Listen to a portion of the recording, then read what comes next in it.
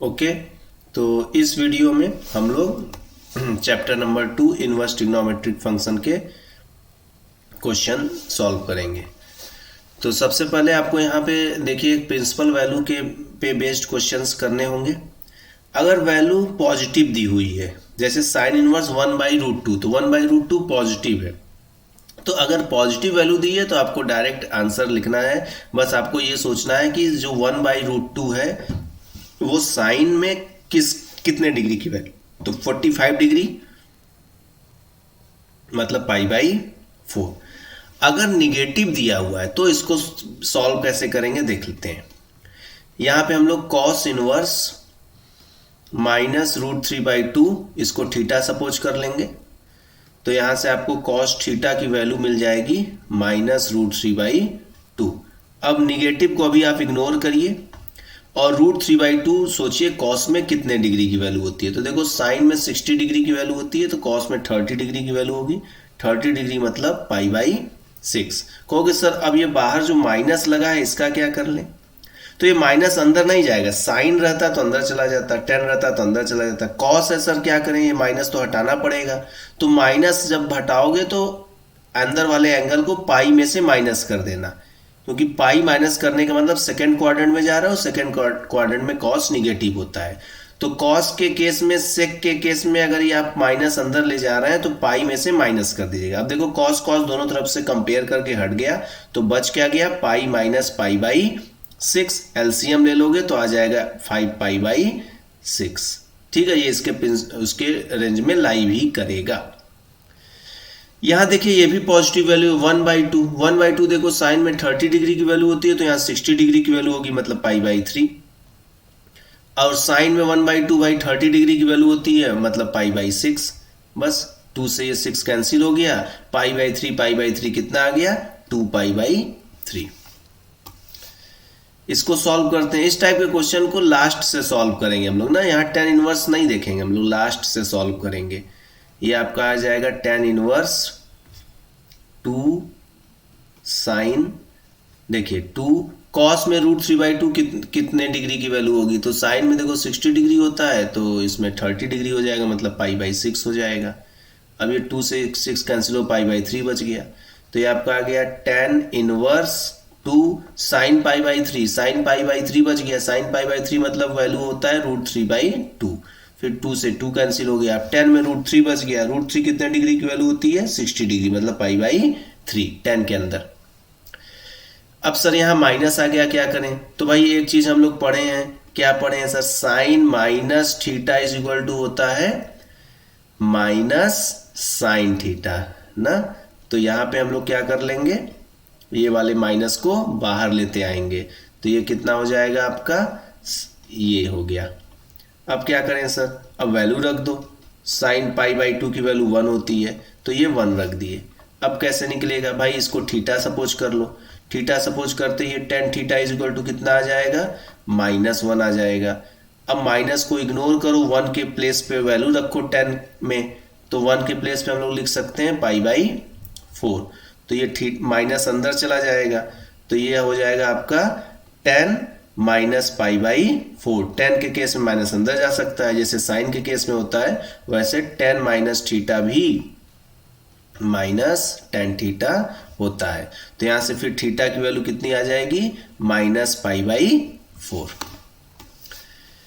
इसको भी सॉल्व कर लेते हैं। ये आपका आ जाएगा cot π/2 -2। अब cot इनवर्स √3, तो देखो tan में 1/√3 30 डिग्री होता है, तो cot में √3 30 डिग्री हो जाएगा, क्योंकि उसका रेसिप्रोकल होता है 30 डिग्री मतलब π/6। ये कैंसिल हो गया ना, तो ये हो जाएगा आपका cot π/2, ये 6 एलसीएम हो जाएगा, तो 2 से ये हो जाएगा 3π - 2π।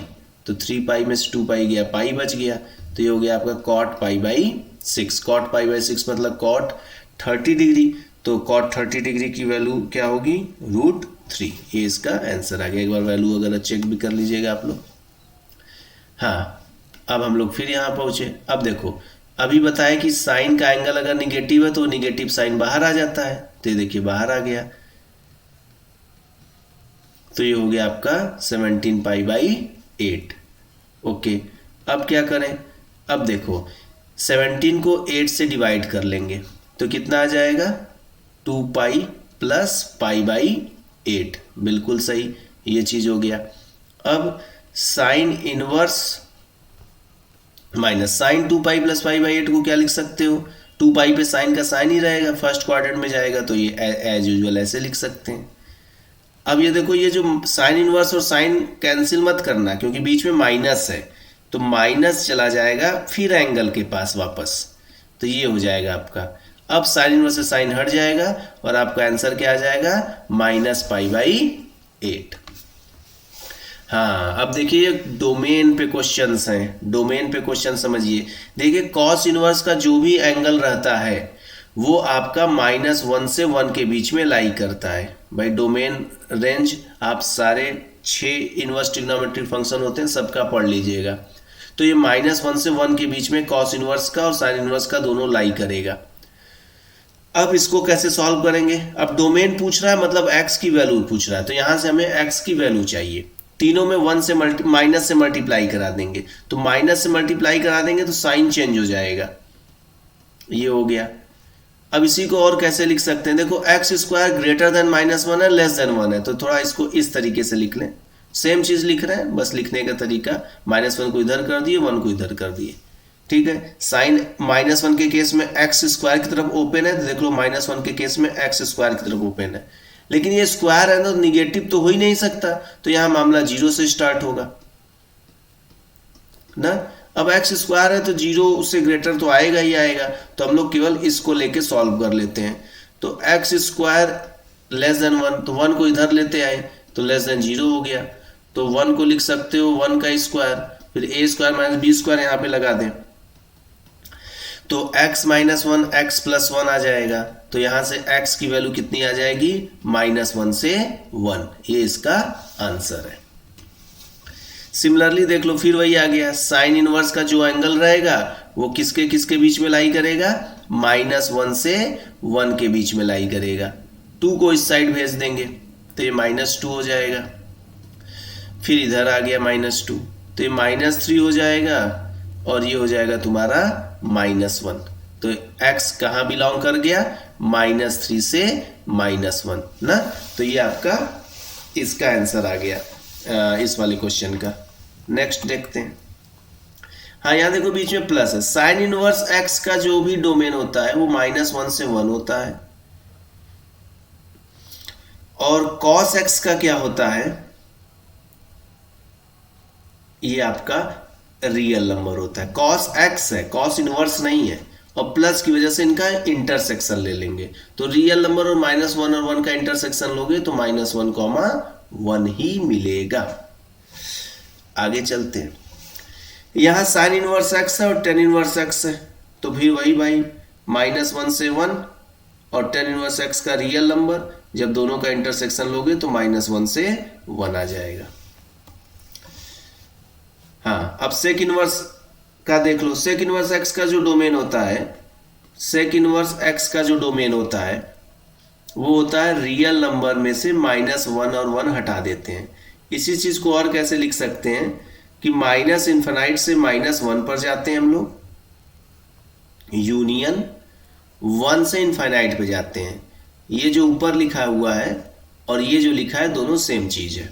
ओपन इंटरवल है, माइनस करना है, इसका मतलब क्लोज इंटरवल इंक्लूड रहेगा। लेकिन अब यहां पूछा किसका है? यहां आपसे पूछा है सेक इनवर्स 2x का। इसका मतलब ये 2x इसमें और इसमें लाई करना चाहिए, तो ये जो 2x होगा वो -∞ और वो -1 के बीच में होगा, लेकिन -∞ की वजह से ये = वाला साइन यहाँ पे नहीं लगेगा। अब 2 से डिवाइड कर लेंगे तो -∞/2 x -1/2, तो यहाँ पे x कहाँ बिलोंग कर गया? -∞ से -1/2। सिमिलरली 2x इसमें भी बिलोंग करेगा, तो ये हो जाएगा 2x 1 से ग्रेटर और इनफाइनाइट से लेस। लेकिन फिर यहाँ पे ओपन इंटरवल है इनफाइनाइट पे, और इनफाइनाइट में हमेशा ओपन रहता है, इसलिए फिर ये = वाला यहाँ पे नहीं लगेगा। 2 से डिवाइड कर लेंगे तो इधर 2 से डिवाइड करेंगे इनफाइनाइट ही आएगा, तो 1/2 से इनफाइनाइट आ गया। अब ये और ये का यूनियन जो होगा वो डोमेन होगा, तो बिल्कुल ये दिया है यहाँ पे, इसका मतलब असर्शन क्या है, ट्रू है। अब यहाँ पे आप देख लीजिए सेक इनवर्स -2 की ये वैल्यू आती है कि नहीं ना, ये तो अभी सिखाए हैं, तो रीजन आप चेक कर लेंगे। इनवर्स ट्रिग्नोमेट्रिक फंक्शन में आपसे 3 तरह के क्वेश्चंस पूछे जाएंगे, एक डोमेन, और इधर जो प्रिंसिपल वैल्यू बताए हैं वो ऐसे क्वेश्चंस, और तीसरा तरीके का जो क्वेश्चन है वो है graph of inverse trigonometric function. तो ग्राफ हम नहीं बताने जा रहे हैं, बस हम आपको ये बता रहे हैं कि ग्राफ जरूर पढ़ लीजिएगा, sine inverse, cos inverse, tan inverse, specially बाकी 3 भी, छवों का ग्राफ जरूर से जरूर पढ़ लीजिएगा। ग्राफ देता है सेक्शन बी के अंदर, और करके दे सकता है, या तो ग्राफ बनाने के लिए देगा या तो डोमेन के लिए देगा। तो इनवर्स ट्रिग्नोमेट्रिक फंक्शन में लास्ट टाइम आप बस इतना ही कॉन्सेप्ट सहित रिवाइज करिए। नेक्स्ट हम लोग आ गए हैं चैप्टर नंबर 3 पे। चैप्टर नंबर 3 हम लोग अब रिवाइज करने जा रहे हैं, मैट्रिसेस। चलिए स्टार्ट करते हैं। ये क्वेश्चन नंबर 1 है। देखिए, 2 मैट्रिक्स अगर इक्वल है तो ABCD का वैल्यू, ऐसे क्वेश्चंस MCQ में आ सकते हैं। तो यहाँ हम सीधा सीधा कंपेयर कर लेंगे, सीधा सीधा क्या कर लेंगे, कंपेयर कर लेंगे। यहाँ पे देखिए a माइनस बी किसके इक्वल है, कहोगे सर -1 के इक्वल है, और 2a माइनस बी किसके इक्वल है, 0 के इक्वल है। तो यहाँ पे इन दोनों इक्वेशन को सॉल्व कर लिया जाएगा और ab की वैल्यू मिल जाएगी। ये माइनस की है, ये प्लस, ये माइनस, ये कैंसिल हो गया, a में से 2 गया माइनस से, इधर -1, तो a की वैल्यू कितनी आ जाएगी, 1 आ जाएगी। सिमिलरली यहाँ हम लोग देख रहे हैं 2a प्लस c है, 2a प्लस सी किसके इक्वल है, 5 के इक्वल है। तो a की वैल्यू 1 अगर यहाँ पे हम लोग पुट कर दें तो c की वैल्यू आ जाएगी 3। फिर 3c प्लस डी किसके इक्वल है, 13 के इक्वल है। तो 3c plus D is equal to 13 है। अगर c की वैल्यू यहाँ पुट कर देते हैं 3, तो 3 3 या 9, उधर माइनस हो जाएगा, तो d की वैल्यू कितनी हो जाएगी, 4। तो आपको a की वैल्यू मिल गई। और b की कैसे मिलेगी भाई, a की वैल्यू उठा के यहीं पे रख दीजिए इस वाले इक्वेशन में, तो 1 minus B is equal to -1, तो b की वैल्यू 2 मिल गई ना। तो ABCD की वैल्यू पूछा था। नेक्स्ट देखिए ना, एक एक क्वेश्चन आराम से लगा लीजिए। यहां आपसे पूछ रहा है कि मैट्रिक्स A क्या होगा, और दिया क्या है, 2a minus 3b plus 5c is equal to 0। तो ये आपका हो जाएगा 2a माइनस 3b की वैल्यू कितनी दी हुई है, -2 3 2 1 0 4 प्लस 5c की वैल्यू कितनी गिवन है, c एक मैट्रिक्स है, क्या दिया हुआ है, 2 7 0 1 -2 6 इज इक्वल टू ये आपका नल मैट्रिक्स। अच्छा भाई, तो ये हो जाएगा आपका 2a, चलो माइनस को इसी तरह रहने देते हैं, 3 का मल्टीप्लाई करा लेते हैं, तो -6 3 2 जा 6 0 3 3 जा 9 3 1 जा 3 3 4 जा 12।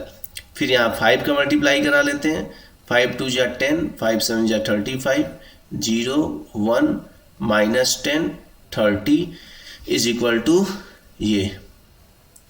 अच्छा, अब यहाँ पे क्या आएगा, 2a इज इक्वल टू, अगर हम इसको उस साइड लेते जाएं ये माइनस प्लस हो जाएगा, तो -6 9 6 3 0 12, और ये वाला जो प्लस है वो उस साइड जाके क्या हो जाएगा, माइनस हो जाएगा। तो 10 35 0 5 -10 30।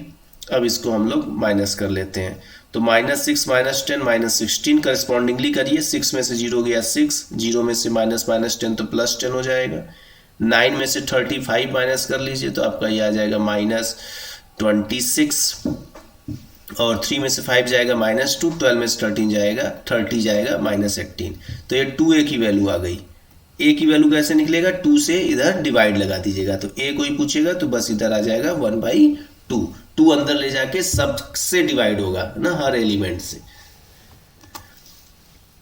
यहाँ पे a प्लस बी दिया है, a माइनस बी दिया है, तो आपसे a पूछ रहा है ना, तो a प्लस बी क्या है, 1 1 0 1, और a माइनस 2b कितना है, a माइनस 2b कितना है, -1 0 1 -1। ठीक है, कैसे होगा, एलिमिनेशन मेथड लगा देते हैं, ये इससे कैंसिल हो जाएगा ना, और बी 2b कितना हो जाएगा, 3b हो जाएगा, और 1 माइनस करना है तो ये -1 जुड़ जाएगा, 2 जीरो में से 1 जाएगा -1, 1 में जीरो जाएगा 1, और 1 -1 ये 2। तो यहाँ आपकी b की वैल्यू आ गई, तो 3 से डिवाइड कर लेंगे, 2/3 -1/3 1/3 2/3, ये b की वैल्यू आ गई। अब b की वैल्यू को इक्वेशन नंबर 1 में रख देंगे, a की वैल्यू आ जाएगी ना। हाँ, इसको भी समझते हैं हम लोग। देखिए इस क्वेश्चन को हम लोग समझते हैं। यहाँ पे देखो दिया है a² = ka, क्या गिवन है, a² = ka।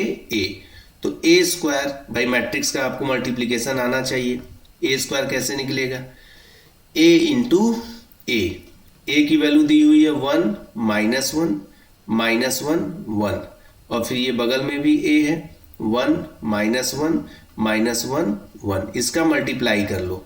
तो मल्टीप्लाई कैसे करते हैं, रो का कॉलम में करते हैं, तो 1 का 1 में करेंगे 1, फिर -1 का -1 में करेंगे, फिर ये 1, तो ये हो जाएगा 2। फिर इसका इस कॉलम में करेंगे, मल्टीप्लिकेशन सीखना है आपको, अगर भूल गए हो तो 1 का इस वाले कॉलम में अब करोगे तो -1 और -1, ये -2 हो जाएगा। फिर इस वाले रो का दोनों कॉलम में होगा तो -1 -1 -2, और यहाँ पे आ जाएगा 2, ये a² की वैल्यू आ गई।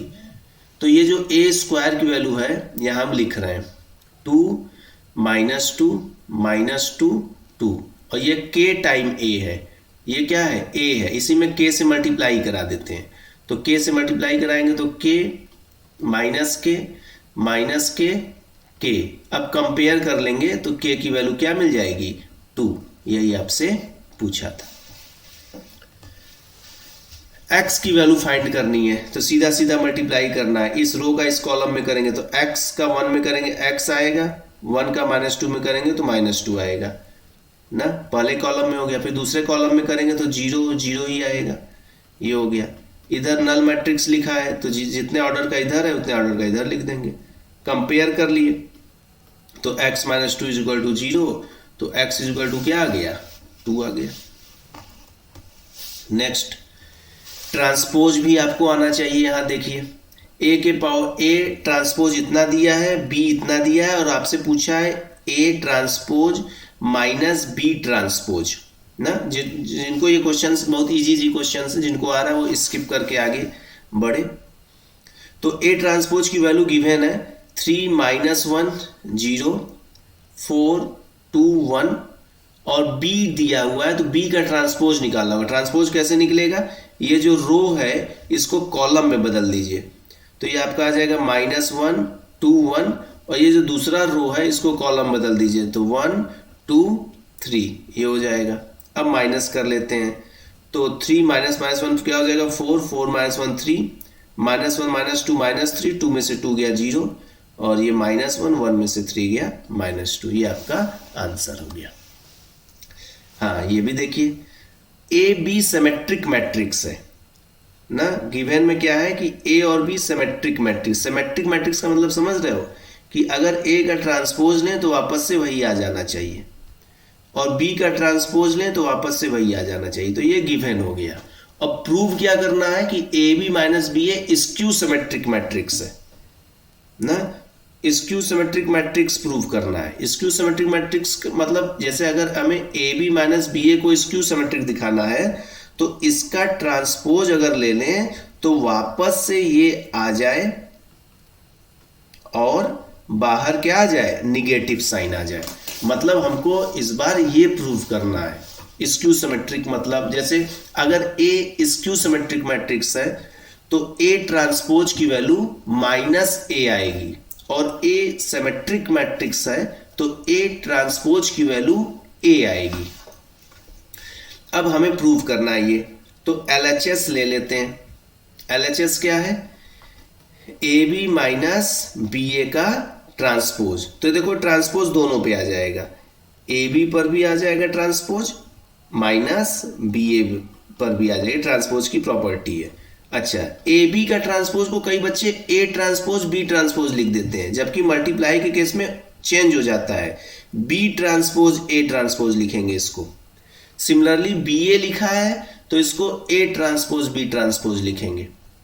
अच्छा, गिवन में देख लो बी ट्रांसपोज की वैल्यू बी दिया है, ए ट्रांसपोज की वैल्यू ए दिया है, तो यहाँ लिखेंगे बी, यहाँ ए, और यहाँ ए, यहाँ बी।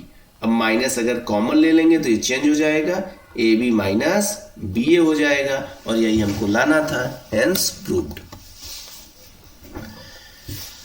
बोल रहा है कि ए बी की वैल्यू बताइए, और ये आपका स्क्यू सिमेट्रिक मैट्रिक्स है। तो देखो भाई, स्क्यू सिमेट्रिक अभी बताए, अगर ए स्क्यू सिमेट्रिक है तो इसका ट्रांसपोज करने पे माइनस का ए आएगा कि नहीं आएगा? बिल्कुल आएगा सर। तो चलो इसका ट्रांसपोज किया जाए। तो 0a-3 जो रो में लिखा है इसको हम लोग कॉलम में लिख देते हैं, और फिर 2 0 -1 को भी कॉलम में लिख देते हैं, और फिर b1 0 को भी कॉलम में लिख देते हैं। ये हो गया, और इज इक्वल टू -a। तो a दिया है, सब में माइनस लगा देते हैं ना, माइनस से इसमें मल्टीप्लाई करा देते हैं, माइनस से इसमें मल्टीप्लाई कर, माइनस ए यहाँ पे है ना, तो ए में माइनस से मल्टीप्लाई कराना होगा।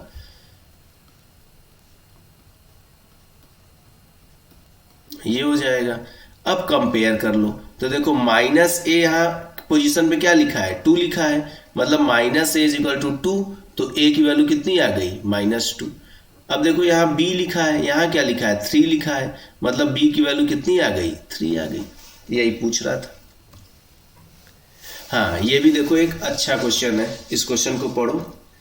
एक ये मैट्रिक्स है, इसको सिमेट्रिक और स्क्यू सिमेट्रिक के सम के फॉर्म में लिखना है, तो आपको ये थियरम याद रहना चाहिए। देखो,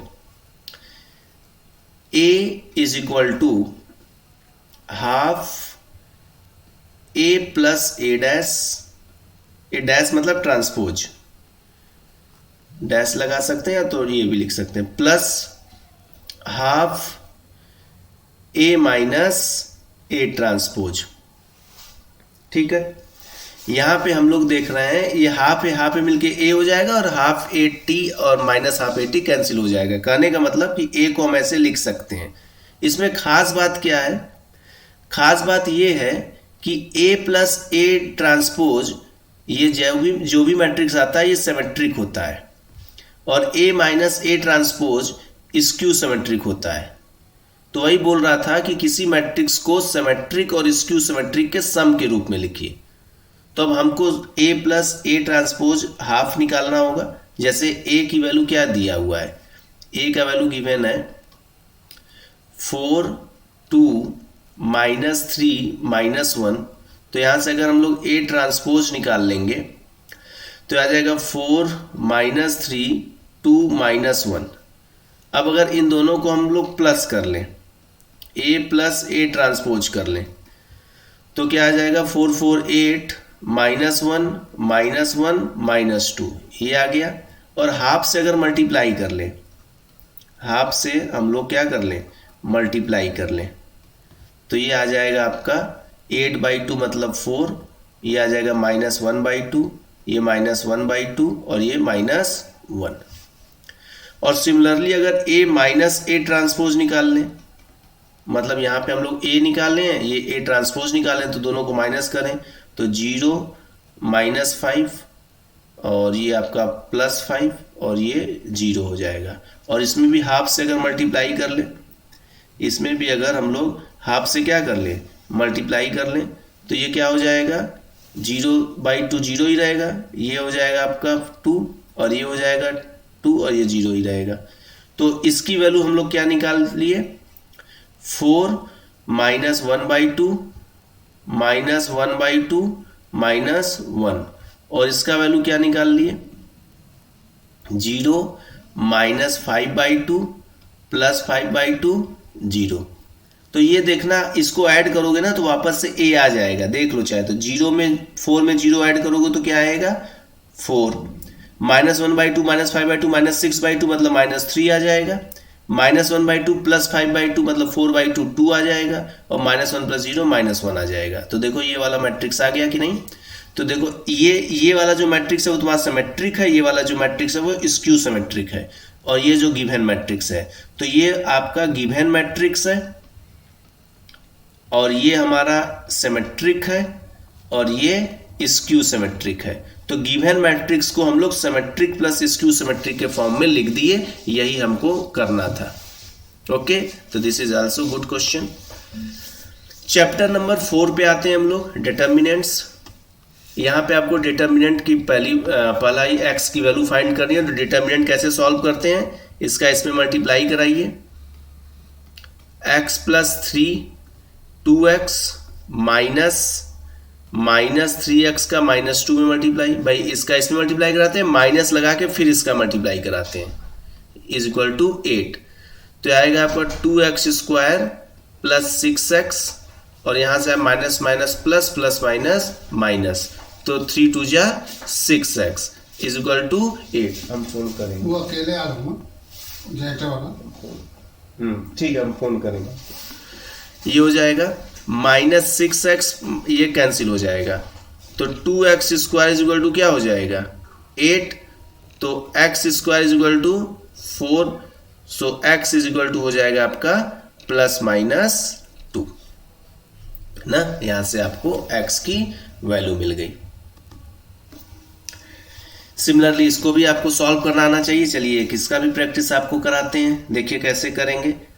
पहला एलिमेंट लिखेंगे x, अब जो एलिमेंट लिखते हैं उसका ये रो और कॉलम डिलीट करेंगे, तो ये हो जाएगा -x 1 1 x।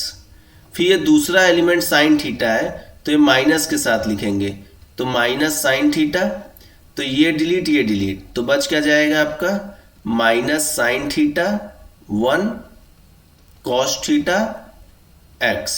फिर ये लिखेंगे cos थीटा। ये देखो दूसरा एलिमेंट जब भी लिखेंगे माइनस लगा के लिखेंगे, अगर पहले से माइनस हो तो प्लस हो जाएगा, और ये cos थीटा लिख लिए।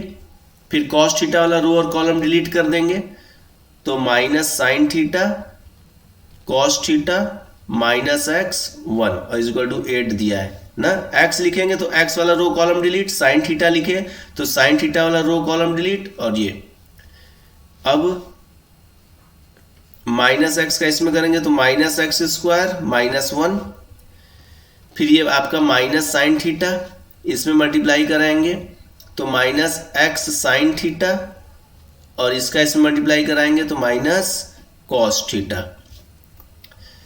प्लस cos थीटा हो जाएगा। इसका इसमें मल्टीप्लाई कराएंगे तो -sin थीटा, और ये माइनस पहले से तो ये प्लस हो जाएगा, plus x cos theta is equal to 8। ये हो जाएगा -x³ -x, इसका मल्टीप्लाई इसका भी करा लेंगे तो माइनस माइनस प्लस हो जाएगा आपका, और x sine square theta minus minus plus sine theta cos theta, और ये हो जाएगा minus cos theta sine theta plus x cos square theta is equal to 8। ये इससे कैंसिल हो गया। इसमें से और इसमें से x कॉमन ले लेंगे तो sign square theta cos square theta value 1 हो जाएगी, तो -x³ -x प्लस x बच जाएगा, ये इससे कैंसिल हो गया। तो -x³ इस साइड जाएगा तो plus x³ plus 8 is equal to 0 आ गया। 8 को लिख देना 2 का क्यूब, और a³ प्लस b³ लगा दो, तो एक ब्रैकेट में a प्लस b, एक ब्रैकेट में a square plus b square minus ab करोगे तो ये आ जाएगा। यहाँ से x की वैल्यू नहीं निकलेगी, आपकी इमेजनरी आ जाएगा आई थिंक, हाँ, और यहाँ से x प्लस 2 को 0 कर देना तो x की वैल्यू कितनी आ जाएगी -2। Okay, next question. ये देख लीजिए केस बेस्ड स्टडी है, इसमें आपको ये बस ये बात ध्यान, इसको अच्छे से पॉज करके वीडियो पढ़ लीजिए इस क्वेश्चन को, बाकी हम आपको बता देते हैं। आपको इसमें काम की बात क्या याद रखनी है, ट्रायंगल के 3 वर्टेक्स अगर गिवन है x1 y1, इस पे देखो एक क्वेश्चन आ सकता है बिल्कुल एमसीक्यू में भी, x2 y2 x3 y3, क्योंकि 4 चीज पूछा है ना इसमें, चारों समझाते हैं।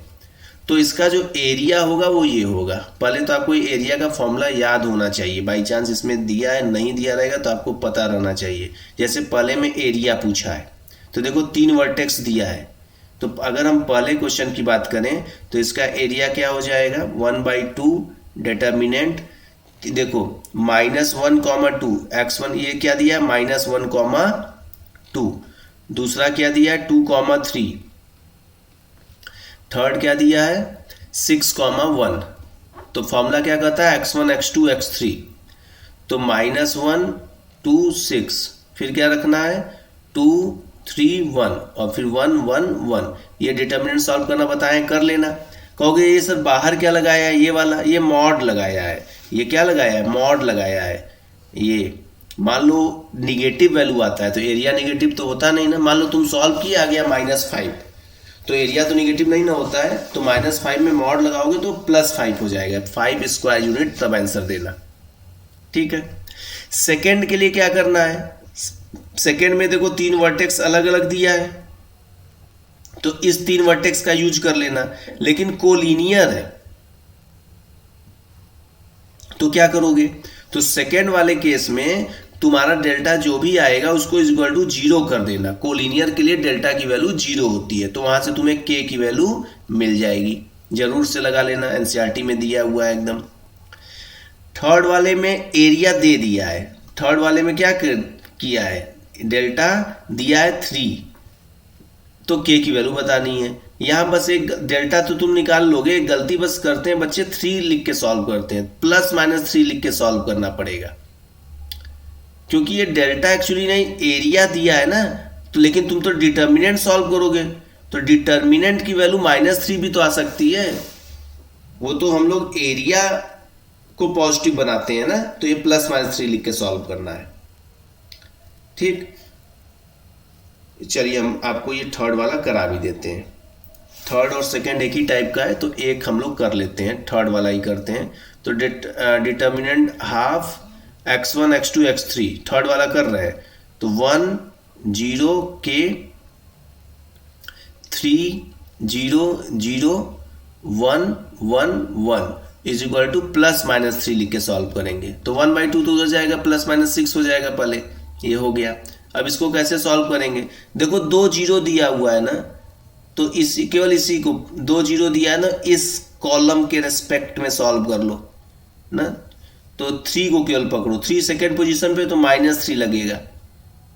अब ये 3 वाला डिलीट हो गया कॉलम और रो, तो बचेगा क्या 0 1 k 1 इज इक्वल टू +-6। किसी भी रो कॉलम से सॉल्व करते हैं तो ये आ जाएगा तुम्हारा 0 - k इज इक्वल टू +-6, तो ये हो जाएगा 3k इज इक्वल टू +-6, तो k की वैल्यू कितनी आ जाएगी +-2। ओके। इसका फोर्थ वाला भी देख लो, इक्वेशन ऑफ लाइन पूछ रहा है, तो लाइन है तो फिर इसका एरिया 0 होगा, तो हाफ। कहोगे सर इस बार x1 दिया है, x2 दिया है, x3 नहीं दिया है, तो इसको x मानेंगे। ये देखो x1 दिया है, x2 तो x3, y3 को xy मानेंगे। ये हो जाएगा 1 5 y और फिर ये 1 1 1, ये इज इक्वल टू 0, तो 1/2 उधर जाके 0 हो जाएगा। और इसको सॉल्व कर लेंगे तो एक इक्वेशन के फॉर्म में आ जाएगा, ax + by + c is equal to 0 के फॉर्म में आ जाएगा। यही आपका क्या होगा, आंसर होगा। तो ये चारों क्वेश्चन बहुत इंपॉर्टेंट है। A21 का वैल्यू पूछा है, कैपिटल A को किससे रिप्रेजेंट करते हैं, कोफैक्टर से। A21 का वैल्यू पूछा है, तो सबसे पहले कोफैक्टर नहीं माइनर निकालते हैं।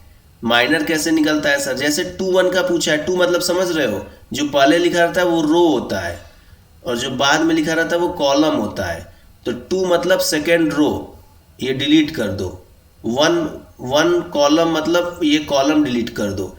तो बचा क्या, बचा 6 -3 -7 3, इसको सॉल्व करो तो 6 3 जा 18 और -7 3 जा 21, तो -3 आ गया।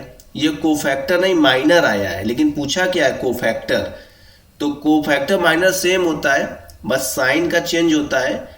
कब साइन चेंज होता है, जब कोफैक्टर पे ये जो लिखा रहता है सफिक्स, इसका सम ऑड आता है, तब माइनर की वैल्यू का साइन चेंज हो जाता है। जैसे 2 और 1 क्या है 3, ऑड है, तो ये -3 नहीं लिखेंगे, यहाँ +3 लिखेंगे।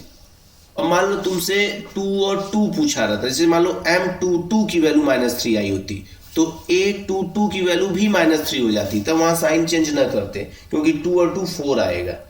ऑड जब आएगा तभी चेंज करेंगे। ये बेसिक जान भी रहे होगे तुम लोग। हाँ, ये भी देखिए एक अच्छा सा क्वेश्चन है, आइए इसको सीखते हैं। तो इसमें कुछ पॉइंट है, पहले इसको सीख लेते हैं।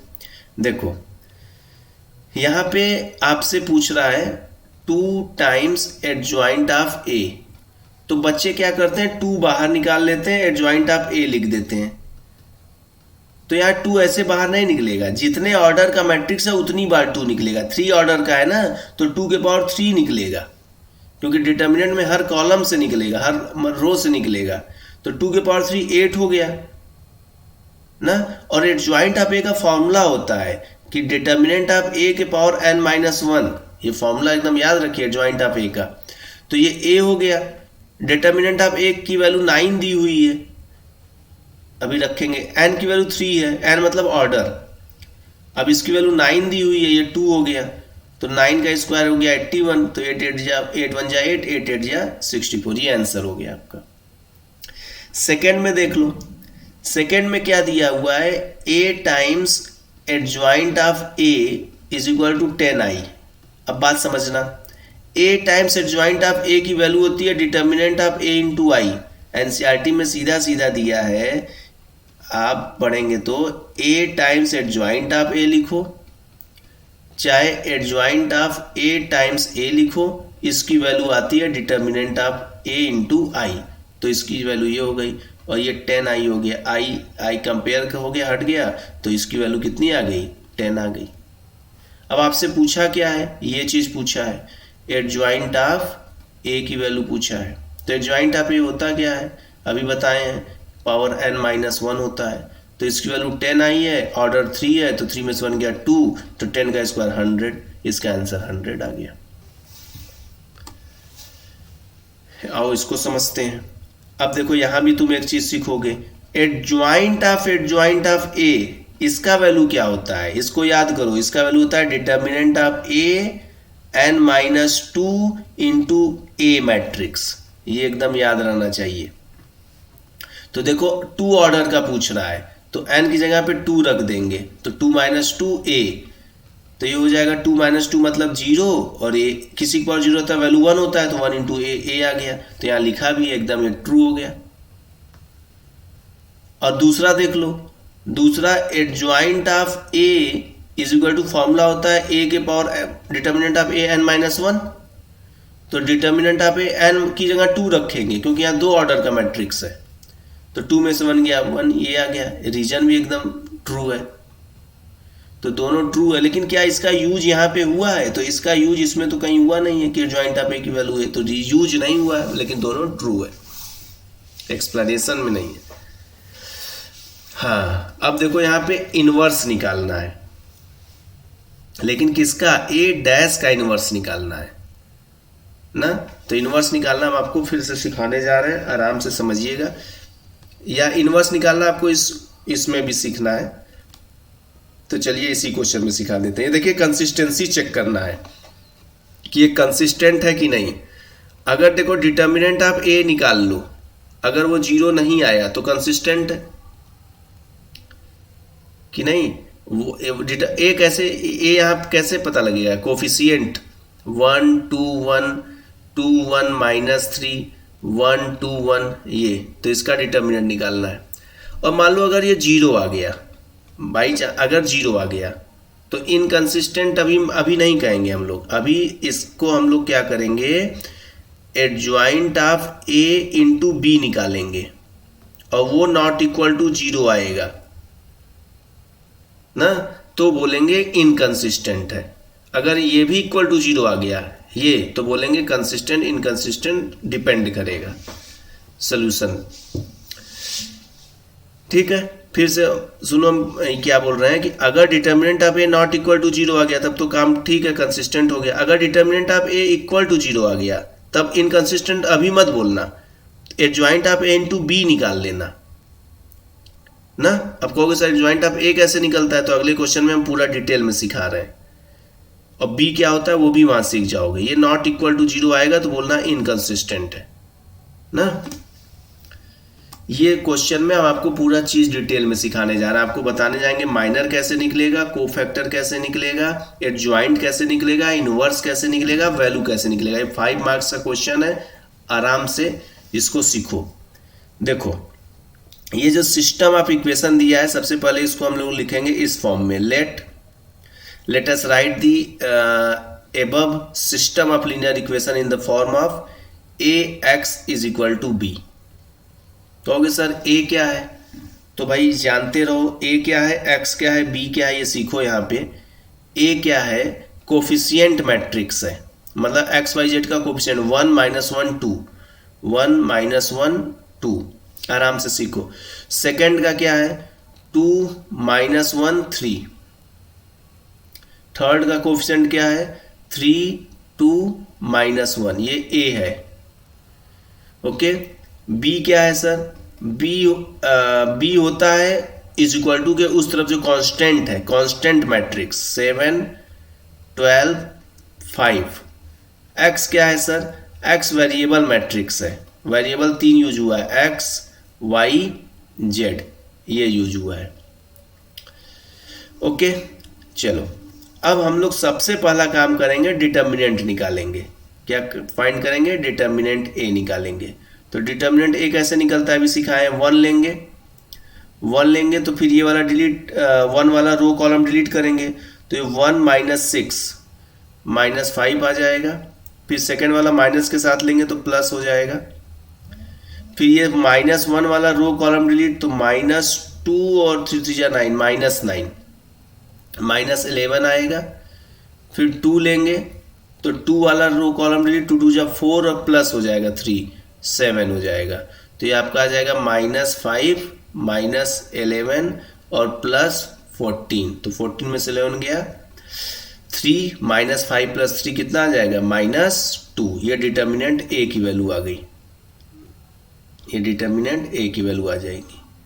फिर क्या करेंगे सर, अब माइनर निकालेंगे हम लोग। क्या निकालेंगे, माइनर्स। माइनर कैसे निकलेगा, M11 की वैल्यू लिखेंगे, M12 की वैल्यू लिखेंगे, M13 की वैल्यू लिखेंगे, फिर M21 की वैल्यू लिखेंगे, M22 की वैल्यू लिखेंगे, M23 की वैल्यू लिखेंगे,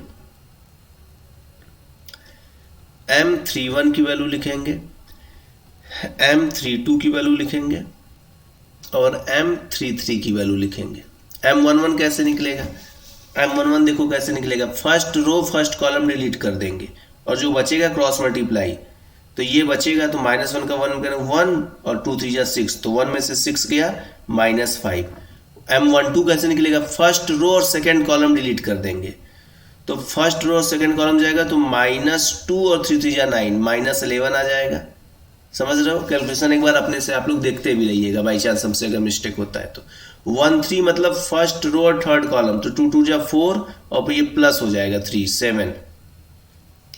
2 1 मतलब सेकेंड रो और फर्स्ट कॉलम डिलीट कर देंगे, तो ये 1 सेकेंड रो गया, फर्स्ट कॉलम गया, तो आपका ये 2 1 है ना, तो ये सेकेंड रो फर्स्ट, हाँ, तो 1 -4 -3 आ जाएगा।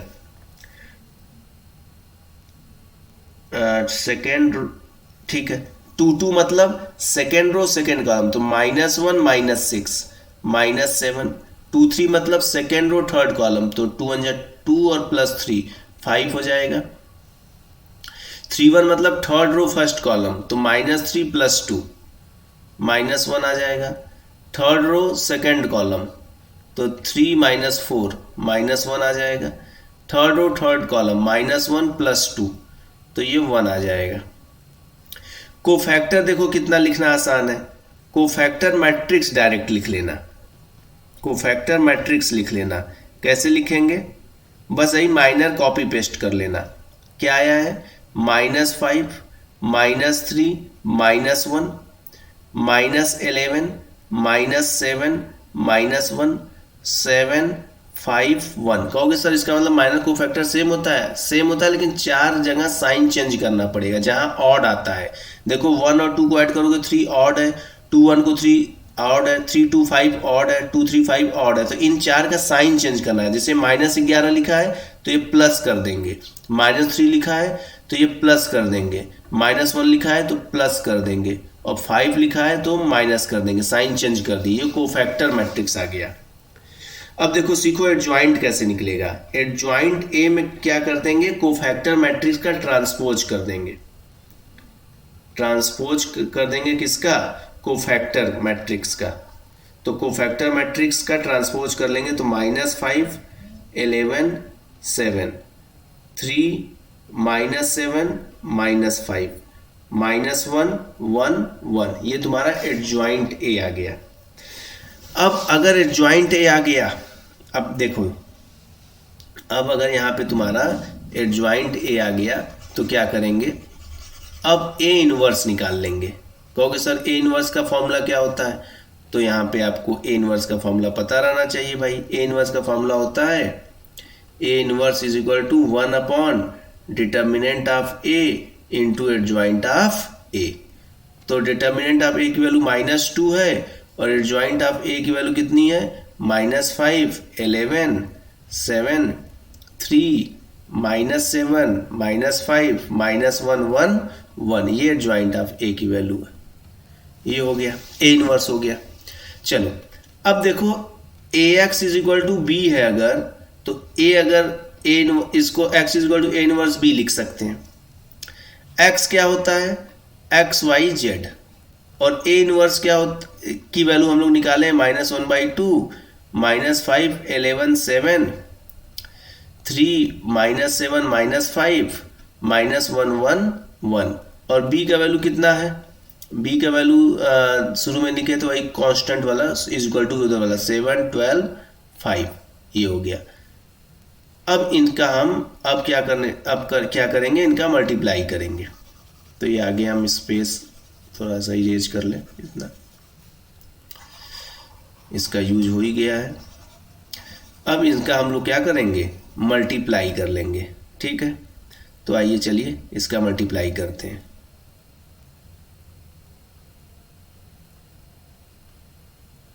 एक मिनट, ये पहले मल्टीप्लाई कर लेंगे तो -1/2 हो जाएगा, और अब रो का कॉलम करेंगे -35 और 12 3 36 -5, ये हो गया। सेकंड का करेंगे तो 77 -84 + 12, इसका करेंगे तो 49 -60 + का 5, तो ये हो जाएगा -1/2, ये हो जाएगा तुम्हारा -6, और ये कितना हो जाएगा 77 में से 84 चला गया तो 7 ना 3 -7 आ जाएगा, और ये जाएगा तुम्हारा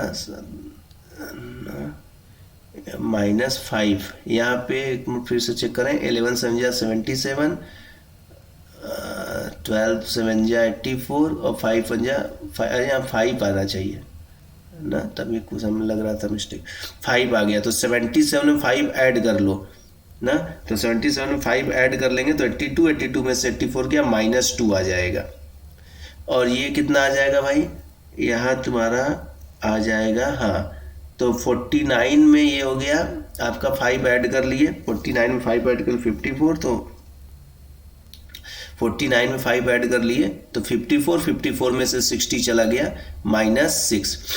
अब 2 से -1/2 से डिवाइड कर लेंगे तो 3 आ गया, और यहाँ से आ जाएगा तुम्हारा माइनस में सब प्लस हो जाएगा, 2 2 जा 1 और 2 3 जा 6, ठीक है।